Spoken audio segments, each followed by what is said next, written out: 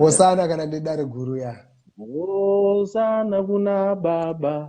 Hosana kuna Baba. Haleluya, Hosana kuna She. Haleluya, Hosana kuna Baba. Haleluya, Ndinovimba naIshe. Haleluya, Nokuti ndi Mwari kuna masimba. Haleluya, Ndinovimba naIshe. Nokuti ndi Mwari kuna masimba. Simuka iwoje iwofa. Ndirwire iwosa masimba. Kusema kwangu Mwari ngakusvike pamberi penyu. Urimi rwangu Mwari Baba urumbidze umambo hwenyu. Ndipindurei kana ndichidana, tenzesa masimba ndakumbira. Musandisiya ndoga Mwari, ndine mutoro ndakaremerwa. Mirayioneni zvaiwofa, tenzesa masimba ndakumbira. Mirayioneni zvaiwofa, tenzesa masimba ndakumbira. Imi novone bako uri utisiro hwedu, vachindirongera madhiriora, tenzisa masimba musunungura. Vanondirongera madhiriora, tenzisa masimba musunungura.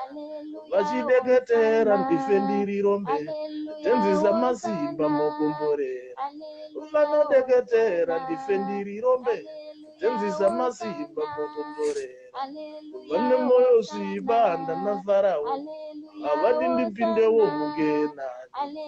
Ende vane godo kunge Herute, varomba zvikwambo vandiuraye. Asi ndiri mwana waDhavhidha, handingakundwe naGoriati. Ndofamba nengirozi zaDhanieri, ngomba rine shumba ndichakunda. Ndichiparidza vhangeri saPauro, nyika ina mate iponeswe.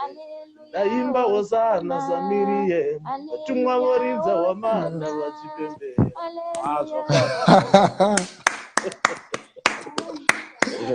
Bata kuti tendero kuna maifara. Thank you so much. Zvaita. Thank you so much. So much appreciation. We are also on Facebook and I appreciate utanza bakanyanya. This was great. Mabudutere ndinokutenda zvikuru nenguva yenyu and also for this interview. Okay. And speaking to us, especially at a time like this. And I wish you the best. Nduna tozati gore ariperebo, aripere zvakanaka. Patasvika December, tinenge taona mahwanda ringachi